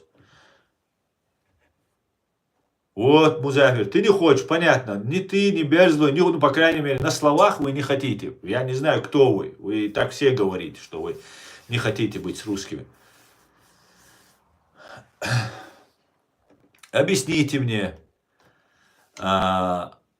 если Хамас является ЧВК, как кадыровцы, вы поддерживаете ЧВК Хамас, которые везде у себя в Газе развесили плакаты Путина и так далее. Вы их поддерживаете?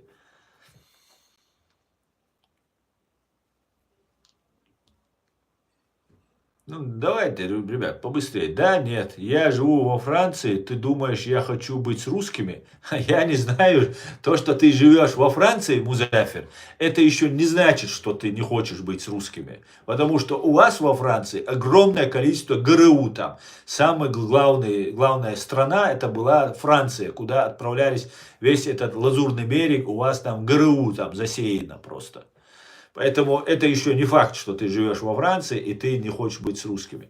Просто я хочу понять, что я хочу просто дойти конкретно. Но к чему? Мы хотим выяснить. Ты хочешь узнать мое мнение, я хочу узнать твое мнение. Мы хотим с тобой объяснить ситуацию. Я понимаю твою позицию, потому что я много раз с ней сталкивался.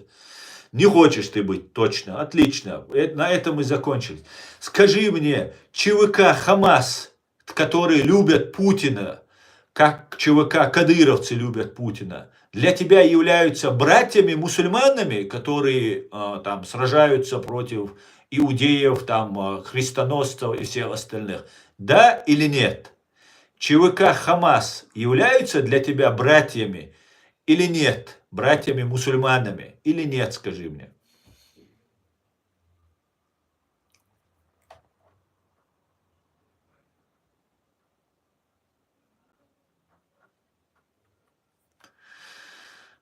Жду ответа. Берзлой, Мичогаро, Берзлой, Музафир. Ну давайте. Да, нет, просто. Просто я же вам задаю простые вопросы. ЧВК Хамас, который поддерживает Путина, который финансируется Путиным, которые везде в Газе развесили плакаты Путина, являются ли для вас такими же братьями-мусульманами, как все остальные, например?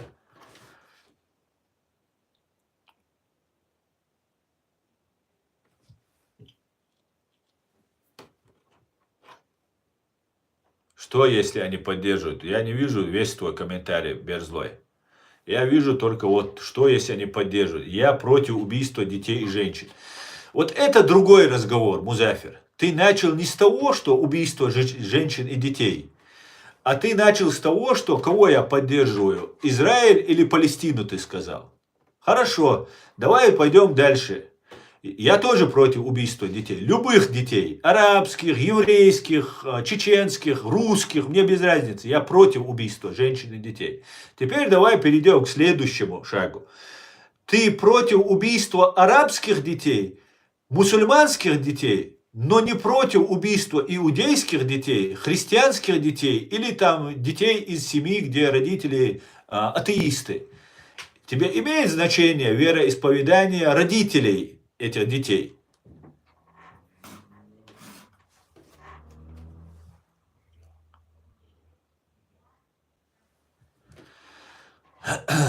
Тебе имеет значение? Нет, я против любых убийств детей. Музафир, вот об этом и нужно говорить. Если ты хочешь показать себя мусульманином, человеком, чеченцем, которым, как я полагаю, ты являешься, то ты должен исходить из этого, а не делать русскую пропаганду и становиться его ретранслятором здесь. Ты через тебя они передают. Вот сейчас мы с тобой ведем диалог, через тебя русские передают свою пропаганду. Я тоже против убийства детей. Так вот, скажи мне, если убивают еврейских детей, Хамас, и 1200 женщин, детей, безоружных и вооруженных людей убили, 1200 человек убили. Что должен, вот оставим евреев, арабов, возьмем чеченцев и русских. Вот у тебя своя страна, у тебя мощная своя страна, у тебя женщины, наши чеченские женщины служат в армии. Все мужчины служат в армии. Все до единого. 80 лет вы служите в армии, вся ваша жизнь это ваше государство. Вы служите в армии, там каждый год там по чуть-чуть служат, там кого-то срочно вызывают там, на там какие-нибудь там сборы или какие-нибудь там военные там, если начинаются шевеления там разные. И вот ты и я, мы с тобой живем в нашей стране. И русские со Ставрополя заскакивают к нам и убивают 1200 наших женщин, детей, стариков. А этот Ставрополь наш, на секунду. Как ты считаешь, имеем ли мы право сделать так, чтобы нейтрализовать эту угрозу? А у нас полностью все вооружение. Просто оставь религию, оставь там, что русские, там среди них есть мусульмане и так далее. Что мы мусульмане, там, они христиане, русские, не христиане по большей части. Это сатанисты самые настоящие. Но неважно, ни религию мы не берем вообще никакую. Просто у тебя 80 лет, 3 поколения, 70 лет, 80 лет, твои женщины даже служат. Скажи мне. Сотиш Музафир, хакиет шхилар, ханох шхилар, и чё дигду хаджима у хакиету гешоса. Если же, можно ли нам с тобой, вот ты президент Чеченской Республики Ичкерия, тебе на твою территорию заскочили русские, вот ты живешь с ними на границе, вот у нас война 80 лет идет, все мы служим, все такое. Зашли и убили 1200. Ты как президент, мы как народ обязаны нейтрализовать эту угрозу для себя, чтобы в следующий раз они нас не убивали. Объясни мне.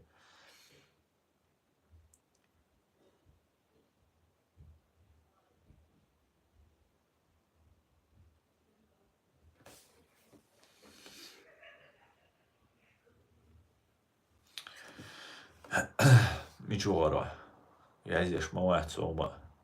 просто حقق نفسك حيخلص ويش مجرد ديالوج يولينا سواء تهار ويروات دات فرنسا دعوة عيقر خوتر دو شو سو حقق نفسك просто.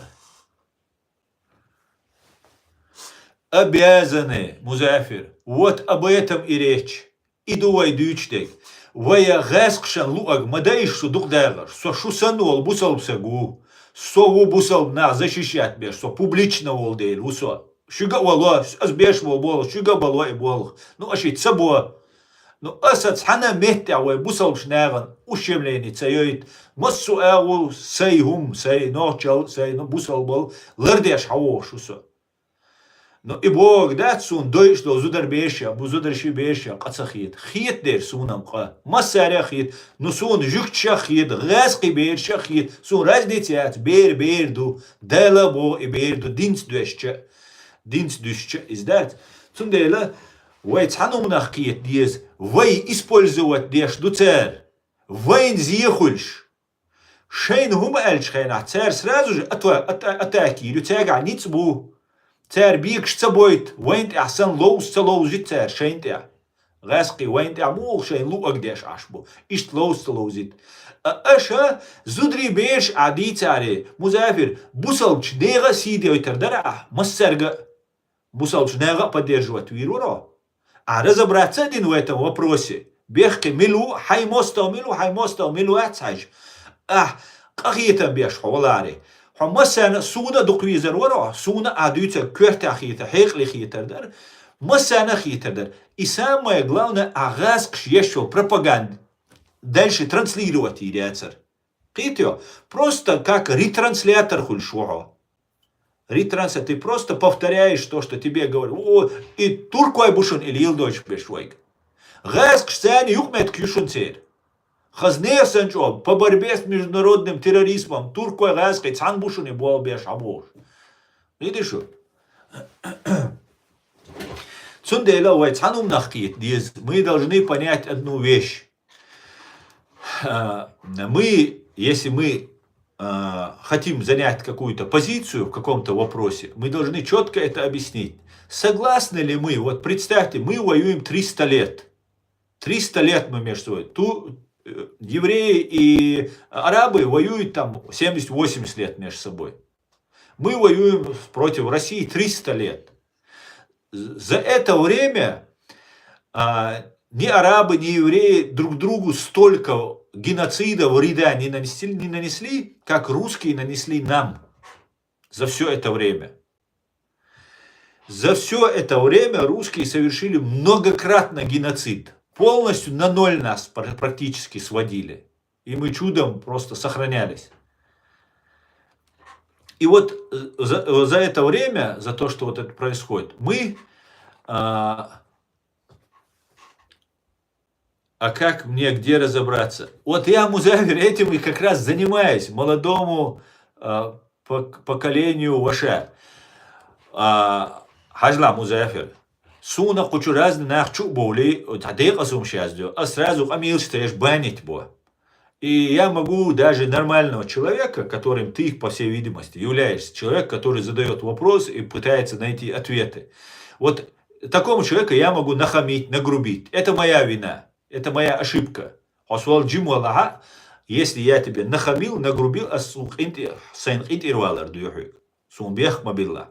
Оли или сум просто тачубаль эльчина, а сразу тир дало уже сен кордадин, да, но то, что ты хочешь разобраться, и что ты молодое поколение, которое не хватает информации, именно поэтому я здесь и сижу.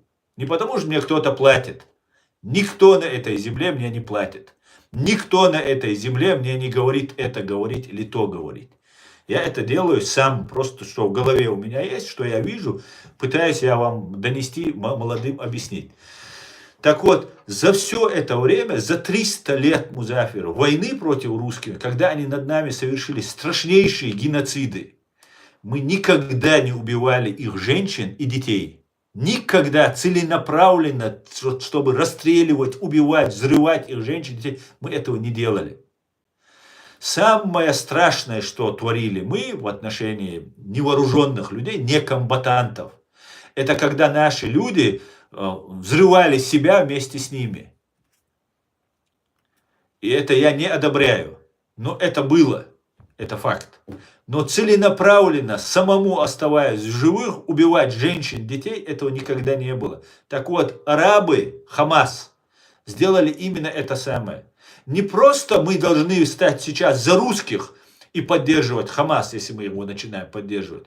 Нам еще предлагают разделить преступления, за которые мы, чеченцы, которые являемся нацией воинов, на протяжении 3 веков мы такими стали. Вот мы за эти 3 века не совершали этих военных преступлений. Мы не убивали женщин, детей. Мы не взрывали их. Мы брали в заложники и просили наших женщин, детей не убивать. Видите? Вот какая подлость нам кроется. Эти ублюдки из Хамас напали на мирных людей, расстреляли мирных людей и потом навлекли эту беду на свой народ. Понимаете? И сейчас уже начинают арабы Палестины выходить и говорить о том, что Хамас это зло. Это зло, это абсолютно, это кадыровцы, это ЧВК-кадыровцы, арабские ЧВК-кадыровцы, российско-иранские, больше российские. Понимаешь? Вот в чем вся загогулина, как говорил Черномырдин или Ельцин, не помню я. Тогда следующее, смотри, дальше. Вот мне сейчас пишет, ты сионист. Уже они не говорят, что я там за иудеев там и так далее. Потому что в нашем Коране, Музафир, это я для тебя лично рассказываю. Потому что я немножко грубо начал с тобой говорить. Цундейля, я хочу, чтобы тебе объяснить. В нашем Коране самый упоминаемый пророк в этом Коране, в этой священной книге, это Моисей, Муса. Самый любимый пророк Мухаммада, пророк, посланника, был посланник Моисей. Моисей вывел евреев из Египта, привел их к Палестине и сказал, давайте, они, по нашей, по исламской интерпретации, они сказали, мы не готовы, там плохие люди, там опасно, мы не пойдем туда. И он их 40 лет водил по пустыне. Пока там набралось новое поколение, выросло, и потом они уже осмелились и вошли туда. И заняли эту землю. И Бог им сказал, в нашем Коране это говорится, что это ваша земля. Иудеям сказал, последователям посланника Мусы. Это говорит наш Коран. Это не я говорю, вы легко можете это проверить. И сейчас евреи, это их земля, чтобы вы понимали, их туда изгоняли, их убивали, там много чего было, но в конце концов, после Второй мировой войны, когда их начали просто тотально уничтожать, сжигать в печах, не в переносном смысле сжигать, в прямом смысле, как нас, русские, сжигали. Точно так же нацисты сжигали евреев. Это факт, доказанный видео, фото, огромным количеством документов. Свидетельством и так далее. И тогда что сказали евреи? Мы создадим свою страну. Свою страну. У них был такой Герцель, по-моему, его звали, фамилия его была, который еще в 800-х годах, в 19 веке написал трактат, где они создают для евреев государство либо в Израиле, либо в Аргентине. Там не было антисемитизма, и там много было земель, где евреи могли занять. Ну, конечно, мечтали они про свой Израиль, про свою Палестину, про свою, которая Богом им дана, эта земля. И там у них есть гора Сион. И теперь уже я начал разъяснять многим, что Герцель, спасибо большое, Геш, после его смерти, после смерти Герцеля уже евреи этот план просто реализовали. И в Палестине есть гора, Сион она называется. Они вначале говорили, что ты там за евреев, за иудеев, ты Бога предал. Это мне они все писали здесь. Но когда я объяснил, что иудаизм, Муса, все это наше, мы идем прямые. Если мы признаем наш Коран и нашего Мухаммада, мы признаем Мусу, мы признаем Иисуса Христа. Понимаете, это наши все посланники, мы все их признаем. Наша религия, мы являемся, и христиане, и иудеи являются людьми Писания. Аль-Китаб, это по-арабски. Это все легко проверяется, друзья. Откройте, посмотрите, почитайте. Даже у меня можете почитать. На YouTube-канале, в Facebook, я много где это писал, говорил об этом. И меня уже не стали обвинять в том, что я за иудеев. Потому что за иудеев должен быть любой мусульманин. Понимаете? Потому что это люди Писания. В итоге, то есть мы не должны быть врагами, как минимум врагами. И вот следующее, дальше продолжение этого всего. Начали обвинять нас в сионизме. Музафир, хонохчиу. Вот ты говоришь не избах, ты со мной согласен, потому что ты знаешь эти моменты. Сейчас меня будут, тебя еще пока не будут, меня сионистом обзывают. Это сионисты. Это термин Лубянки, КГБ. Специально это делается для того, чтобы какой-то ярлык придумать. Вот нам придумывали бандиты, террористы, исламисты, каратисты. Вот им придумали сионисты. Окончание ста, это делается, чтобы усилить такую радикальную форму этому придать. Вот Хагутайпану, Музафир. Можешь не светиться на всякий случай. А сутай сайтайп даются. Все нашхо утайпан. Вот Саламма Нашхламбу. Моя гора Нашхо. У них гора Сион. И вот мы с тобой живем, ты во Франции, я в Германии. И нам нужно с тобой, и вот я хочу, все остались здесь, чеченцы, и не хотят возвращаться в Ичкерию нашу. И я им говорю, вы, давайте возвращаться, это нам выгодно будет, нам безопасно будет. Со всяких, я их уговариваю вернуться, потому что все бросить, они здесь живут, у них все здесь хорошо, все при делах, при бизнесе. И они не захотят возвращаться. И я их пропагандирую. И говорю, наш хлам, это адалдизуй. Ведь мы же все собирались, все наши тейпы на нашей горе собирались, на нашей. Это была наша главная политическая гора, так сказать, да, где мы проводили наши собрания. И я вас всех агитирую. Возвращаемся на гору Нашха. Нам нужно, надоело нам жить в Европе. Они нас сжигать, убивать будут. Пошли они все к черту. Возвращаемся на Нашха. И у меня показывают пальцами и говорят, это нашхоевец. Это, представьте себе, нашхист. Представьте, какой абсурд. До какого абсурда, когда чеченец кого-то называет сионистом за то, что он хочет вернуться на свою гору. Только лишь за это. Понимаете? Вот о чем я говорю. А на меня навешивают ярлыки, что я там продался, что я иудей, еврей, там еще что-то и как-то. Специально, чтобы вы меня ненавидели и мне не доверяли. И это делают турецкие спецслужбы и русские спецслужбы это делают.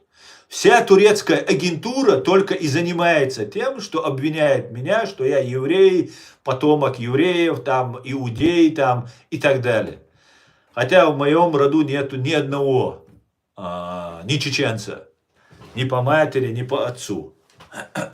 Если я даже в шутку это сказал бы, они бы здесь. Они и так обрезают там и делают разные ролики. Вот о чем я тебе говорю. Вот о чем я тебе говорю. У тебя уровень IQ на другом уровне, походу. Музафир, ты хотел узнать правду? Я тебе привел факты, которые здесь в YouTube-канале, все наши видео, сейчас идет прямая трансляция и записывается. поэтому тебя не понимают. Да, некоторые вещи, Музафир, которые меня не понимают, они приходят только со временем.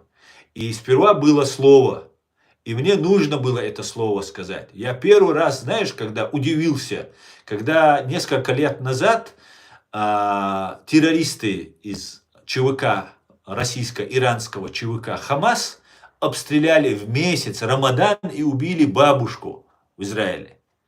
И я тогда сказал, куда это годится, как это в месяц Рамадан, вот, неразбирательно, безразборно вот так наносить удары, неизбирательные удары и убивать вот бабушку. Что, в чем в этом героизм месяц Рамадан? И ссылаться на... А ты знаешь, что 7 октября, кстати говоря, это тоже важный момент, чтобы ты понимал, что нами пытаются манипулировать. 7 октября 2023 года, когда они устроили вот этот акт геноцида над евреями, убив 1200 человек, назвали они свою эту операцию «Наводнение Аль-Акса». Так вот, эта мечеть Аль-Акса и ислам используется как манипуляция. Чтобы использовать, чтобы ты болел за этой душой, и я за этой душой болел. Чтобы русские нападают, убивают невинных людей через арабов, а мы с тобой должны были разделить эту долю ответственности. Понимаешь? Какую подлость они, какое вероломство, какое хамство. Понимаешь? По отношению к нам. Они сказали, это подарок на день рождения Путина. Но это они уже негласно сказали. А вначале это было, что наводнение Аль-Акса. Операция называлась наводнение Аль-Акса. Там много можно приводить деталей и моментов, которые я пытаюсь донести до людей. И многие не понимают. И когда вот прошлые, несколько лет назад они убили эту бабушку, я об этом сказал. И на меня такой хейт обвалился. Я удивился. Я был тогда еще не так сильно российскими спецслужбами обласкан своим вниманием. И вся вот эта агентура у меня здесь так особо не паслась. Меня наоборот поддерживали, меня там пытались склонить на свою сторону. И когда я это сказал, такой хейт на меня обвалился, что я удивился вначале. Я подумал, что не может быть, что вот так чеченцы, которые меня поддерживают, которые меня уважают, вот так резко... За что? За то, что я сказал в месяц Рамадан бабушку не убить? Так это любой чеченец скажет. Любой чеченец это скажет. И я начал изучать вопрос. И знаешь, я пришел к неутешительному выводу для нас с тобой. Понимаешь, вот в чем дело. Да, сейчас вначале было еще намного хуже. Сейчас многие ко мне подходят, ко мне пишут и говорят: спасибо тебе. Ты многое нам открыл глаза. Вот о чем разговор. Но если ты против, Музафир, того, чтобы убивали женщин, детей, говори об этом. Говори, что ты против того. Не говори об одних арабских детях. Говори про еврейских детях тоже, чтобы покажи, что ты объективен, что ты честен, что ты на самом деле беспокоишься не только про арабских детей, но и про еврейских детей, про немецких детей, если это произойдет. И вот тогда никаких проблем у тебя не будет. Ни восприятия общественности не будет, ни ты не станешь ретранслятором русской пропаганды. Вот что для самое страшное, когда мы становимся неумышленно, от души, от чистого сердца, но мы становимся инструментом в руках русских террористов. Этого нельзя допустить ни в коем случае. Понимаешь? Я против евреев ничего не говорю. Я сказал, я против убийства. Я понял, Музафир, и мне нравится твоя позиция, что ты меня выслушал, что ты пытаешься понять. И я тебе за это благодарен. Спасибо, что ты дал мне возможность говорить на эту тему и пытаться еще раз это вновь и вновь это объяснить. Это буду я объяснять. Я буду доносить до людей эту позицию, чтобы люди понимали. И на этом все. Все будет Ичкерия. Слава Украине, Ам Израиль, Хай, Господи, благослови Америку. Адикюаль, Маш, Оль, всего хорошего, друзья. До свидания.